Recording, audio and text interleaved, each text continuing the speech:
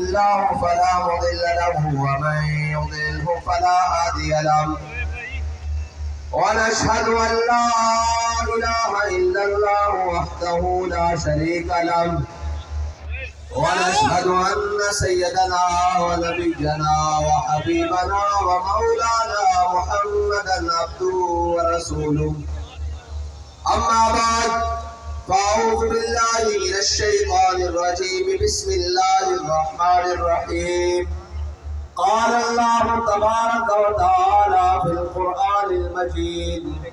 إن الدين عند الله الإسلام صدق الله العظيم وصدق رسوله النبي الكريم الأمين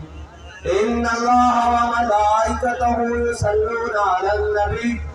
يا أيها الذين آمنوا صلوا عليه وسلموا تسليما الصلاة والسلام عليك يا سيدي يا رسول الله وعلى آلك وأصحابك يا سيدي يا حبيب الله الصلاة والسلام عليك يا سيدي يا رسول الله وعلى آلك وأصحابك يا سيدي يا خاتم النبيين بندہ پروردگارم امت احمد نبی دوستدار چار یارم تابع اولاد علی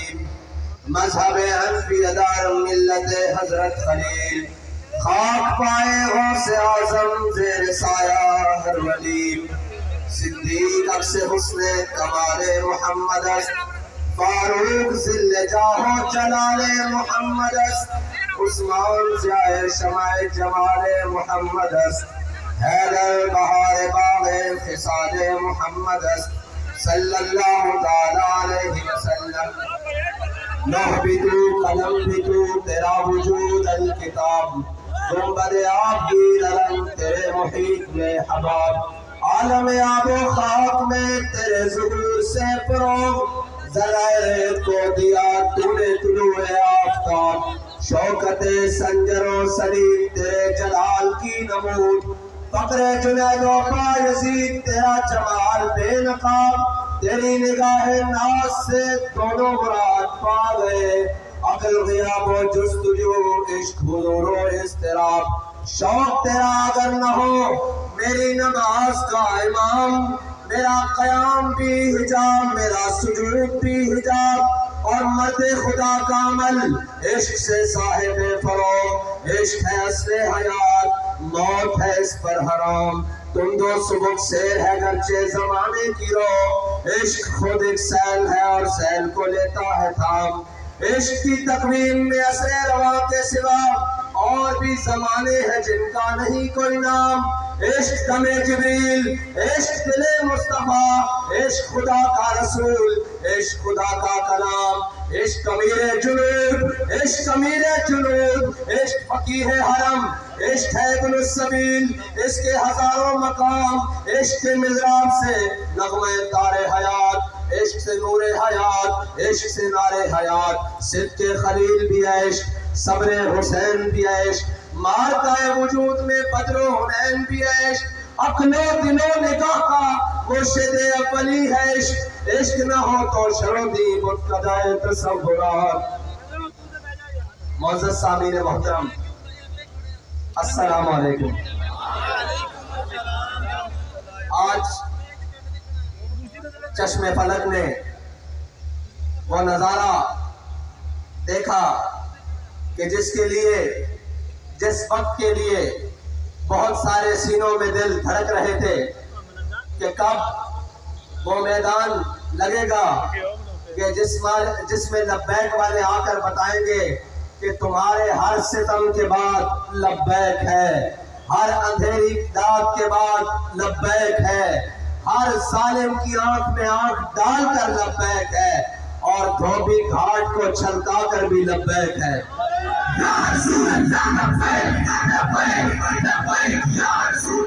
ایک منٹ اگر اہلیان فیصل آباد رات کے اس پہر میں تھک چکے ہیں تو وآخر دعوانا الحمدللہ رب العالمین مجھے پڑھنا آتا ہے اور اگر نہیں تھکے تو پھر اس یہاں سے آواز ذرا اسلام آباد کی دیواروں کو ٹکرائے کہ جاگ رہے ہیں لبیک والے اور بتا رہے ہیں کہ اب وقت دور نہیں جب تمہارا گریبان ہوگا اور ہمارا ہاتھ ہوگا لبیک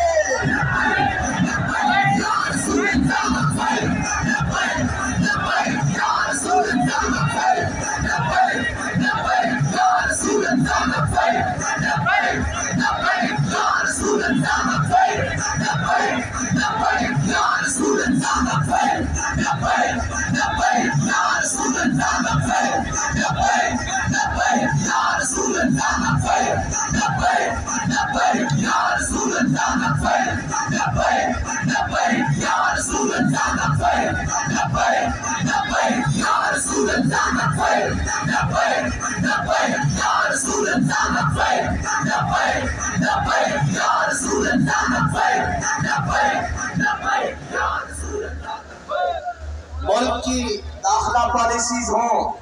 یا خارجہ پالیسیز ہوں، یورپی یونین ہو یا FATF ہو، وہ پاکستان کو گرے لسٹ میں رکھیں یا بلیک لسٹ میں رکھیں یا وائٹ لسٹ میں رکھیں یا ریڈ لسٹ میں رکھیں، ہمیں اتنا پتہ ہے کہ ہم حضور کے غلام ہیں. ہم نے ان سب کو ٹھوکر کی لسٹ پہ رکھا ہوا ہے اور ہماری ٹھوکر سے کبھی یہ اوپر آئے ہی نہیں. اگر یہ آتے تو الدین میں صلاح الدین ایوبی کے سامنے آتے، اگر ان کے بڑے آتے تو طارق بن زیاد کے سامنے آتے، اور اگر ان کے بڑے آتے تو خالد بن ولید کے سامنے آتے، اور ان کے بڑے آتے تو موسیٰ بن نصیر کے سامنے آتے، اور اگر ان کے بڑے آتے ٹھوکر سے اوپر تو ٹیپو سلطان کے سامنے آتے، اور اگر ان کے بڑے آتے تو جناب علامہ فضل حق خیرآبادی کے سامنے آتے. ہم نے ان کو ہمیشہ ٹھوکر پہ رکھا ہے. ہمیں اس سے غرض نہیں کہ ہم سے کوئی راضی ہے یا ناراض. ہمیں اتنا معلوم ہے کہ میرے ہاتھ میں تھا جب تک میرے مصطفیٰ کا دامن، میرے پاؤں چومتی تھی یہی گردش زمانہ. یہ گرے لسٹ میں خوشیاں منانے والے اور ہوں گے اور اس سے نکلنے اور ڈالنے والے اور ہوں گے. ہمیں اس کی پرواہ نہیں. معیشت اور معیشت کا رونا رونے والوں، یہ عشق کا میدان ہے. یہ بھوکا لڑا جاتا ہے، یہ فاتح کشی سے بھی لڑا جاتا ہے، اور کیسر و کسرا کے محلات پہ اسلام کا جھنڈا گاڑ کر بھی لڑا جاتا ہے. یہ عشق کا میدان ہے. وہ کوئی اور ہوں گے جنہیں سہولیات چاہیے ہوں گی، وہ کوئی اور ہوں گے جنہیں ملک کے اندر عیاشی اور بدماشی کا سامان چاہیے ہوگا. ہمیں یہ سامان نہیں چاہیے. ہم بھوکے رہ لیں گے. بھوکا رہنا ہمیں آتا ہے. ہم ان کی اولادیں ہیں جنہوں نے کٹلیاں چوس کر جناب بدر میں جا کر لڑا، جنہوں نے روزے رکھ کر بدر میں جا کر لڑا، جنہوں نے خندق میں اندھیری طوفان کے سامنے لڑا. ہم وہ نہیں جو موسم کی سختیاں دیکھ کر اپنا موقع اور اپنے راستے بدل لیتے ہیں. ہم وہ ہیں جب راستے میں چلتے ہیں تو سامنے منزل قریب آ کر ہمارے پاؤں چومتی ہے کہ یہ وہ ہے وہ محمد عربی کے غلام طلب جس کی صدیوں سے تھی زندگی کو وہ سوز پایا انہی کے جگر میں. یہ ہے وہ محمد عربی کے غلام جن کو دیکھنے کے لیے زمین اور آسمان منتظر رہتے ہیں. وہ کسی وقت میں نکلے، وہ کسی حال میں نکلے، وہ کسی بادشاہ کے ظالم کے خلاف نکلے، وہ کسی پلے والے کے خلاف نکلے، وہ کسی لومڑ والے کے خلاف نکلے، وہ کسی تیر والے کے خلاف نکلے. انہیں اس بات کا کوئی خطرہ اور کوئی غم نہیں ہوتا کہ اوپر کون بیٹھا ہے. وہ یہ دیکھتے ہیں کہ ہمارے قائد نے ہمیں سبق کیا پڑھایا ہے. سبق یہ پڑھایا ہے کہ اسلام اپنی پاور رکھتا ہے. اسلام اپنی پاور رکھتا ہے. اس کا مطلب کیا ہے کہ امریکہ افغانستان سے بھاگے تو اسلام اپنی پاور رکھتا ہے. سارے ظلم و تشدد کے بعد سارے کا جناب ظالم آ کر گھٹنوں میں بیٹھ جائیں اور وزیر آباد میں کہیں کہ ایک مرتبہ معافی دے دے، ایک مرتبہ ہمیں چھوڑ دے، ہم آپ کو کھلا چھوڑتے ہیں. اب ملک کے اندر آپ آزادی سے سیاست کر سکتے ہیں، ملک کے اندر آزادی سے گھوم لیتے ہیں. ہم نے کہا ہمیں یہ آزادی تم بھیک میں نہیں دو، تم روکو جتنا راستہ روک سکتے सकते हो, हम तुम्हारे घरों से जाकर अपना हक छीन लेंगे।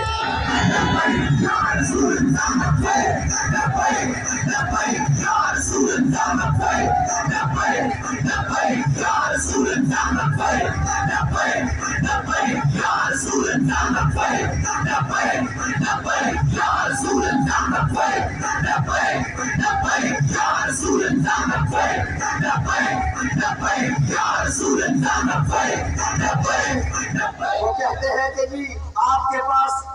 निजाम क्या है, वसाइल क्या है, कि आप इस मुल्क में इस गंदगी को कैसे साफ करेंगे। मैंने कहा इधर आओ, तुम्हें धोबी घाट का मंजर दिखाता हूँ। 48 घंटे पहले जहाँ घुटनों से ऊपर पानी था और लोग कहते थे कि ये जलसा नहीं हो सकेगा, इश्क वालों ने इसको साफ करके खुश्क करके बता दिया कि जब जज्बा आसमान की बुलंदियों पर हो तो धोबी घाट का मैदान हो या मुल्क का सियासी मैदान हो, सफाई करना लब्बैक वालों को आती है।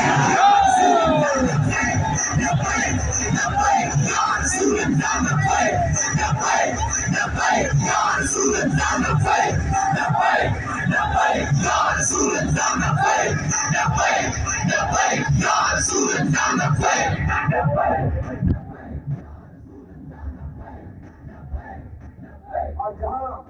रियासती महकमों की मशीनरियाँ नाकाम होती हैं, लब्बैक वालों का इश्क वहाँ से शुरू होता है। वो कह रहे थे ऐसे तो मुमकिन नहीं है, ये तो ना हो पाएगा। मैंने कहा तो मैं इश्क वाले करके दिखाएंगे, इसलिए कि अकल को तनकीद से फुर्सत नहीं। अकल वाले जो हैं वो सुबह शाम यही लगे हुए हैं, जी इनको मौलवियों को क्या पता हो,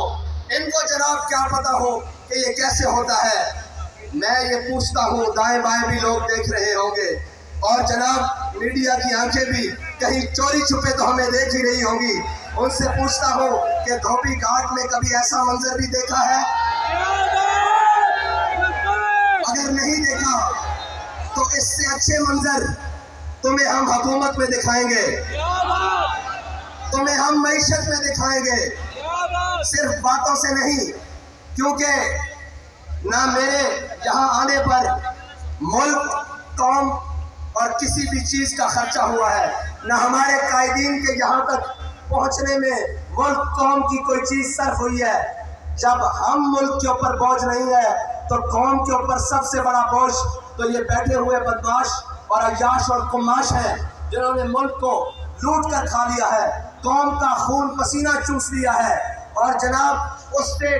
2 टाइम का खाना छीन लिया है। इसलिए कि हमें परवाह इसलिए नहीं है, न हम इक़्तिदार के भूखे हैं, न हम प्रोटोकॉल के भूखे हैं, न हमारे कायद ने हमें ये सबक पढ़ाया है और न हमारे कारकुन को किसी ओहदे की लालच है। हम तो इस नीयत से आए हैं कि 70 साल से इस कौम को लूटने वालों, 70 साल से इस कौम के हक पर डाका डालने वालों, हम तुम्हें ये बताने के लिए आए हैं कि बस अब तुम्हारे लिए लाल लकीर खींच दी गई है, इससे आगे तुम्हें नहीं बनने दिया जाएगा। तुमने और मेरे अल्लाह की कुदरतें देखे, वो जिसे इक़्तिदार मिला और वो जिसने सुबह शाम दावे किए कि मैं यहाँ तब्दीली लाऊंगा, फिर अल्लाह ने उससे इक़्तिदार तब्दील किया, उसको जिल्लत के तौर पहनाए, लेकिन वही जलील नहीं हुआ जो बाहर बैठे खामोश शैतान,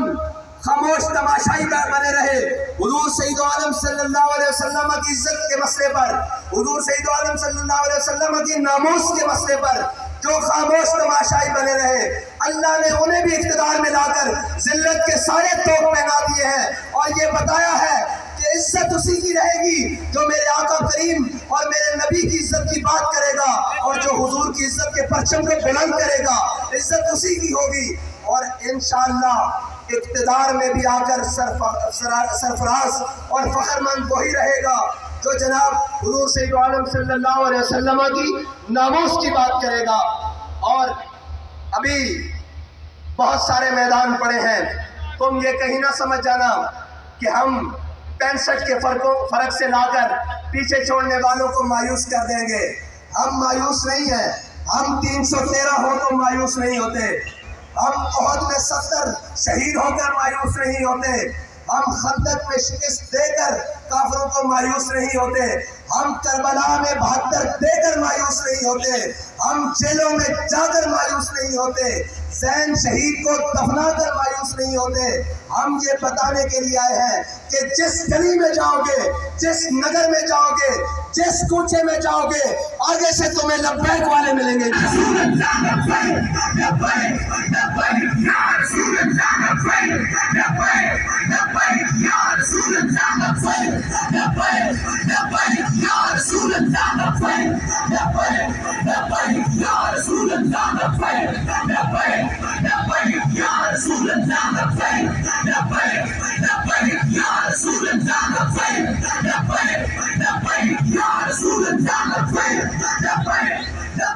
IMF کے آگے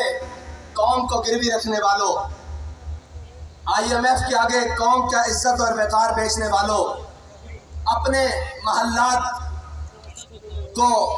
تزئین و آرائش سے آراستہ کرنے والوں، لوگوں کو تو یہ بتایا جاتا ہے کہ جب میرے آقا و مولا صلی اللہ علیہ وسلم دنیا سے تشریف لے گئے، سارے بتاتے ہیں، عمل نہیں کرواتے۔ کہتے ہیں کہ جب ہمارے آقا و مولا صلی اللہ علیہ وسلم دنیا سے تشریف لے گئے تو آپ کی ذرہ یہودی کے ہاں رہن رکھی ہوئی تھی۔ میں نے کہا جب میرے آقا کی ذرہ یہودی کے ہاں رہن تھی، قوم کی عزت اور وقار تو رہن نہیں تھا، تم قوم کے عزت اور وقار کو رہن رکھ کر خود عیاشیاں کرتے ہو۔ رکھواؤ بلی گالا IMF کے ہاں رہن رکھواؤ، اور اس کے بعد جناب بلاول ہاؤس رکھواؤ بلی گالا کے ہاں رہن، اور جناب اس کی شورٹی پر قرض لو ملک کے لیے، پھر پتہ لگے کہ تم ملک کے خیر خواہ کتنے ہو، تم ملک کے جناب حامی کتنے ہو، تم اس قوم کے کتنے خیر خواہ ہو، تمہیں اس قوم کی ترقی میں کتنی دلچسپی ہے، تمہیں اس قوم کی خیر خواہی میں کتنی دلچسپی ہے۔ لیکن جن کے وزیر خارجہ بننے کے بعد دورے واشنگٹن DC اور جناب امریکہ کے ہوں، ان غلاموں کا یہ مسلک ہے کہ ناقص ہے کتاب، سکھاتی نہیں مسلمان کو غلامی کے آداب۔ ان کو لبیک والوں سے ڈر کیا ہے؟ سارے مل گئے ہیں۔ میں نے ایک سٹیج پہلے پر کہا تھا کہ یہ 11 جماعتیں، یہ جناب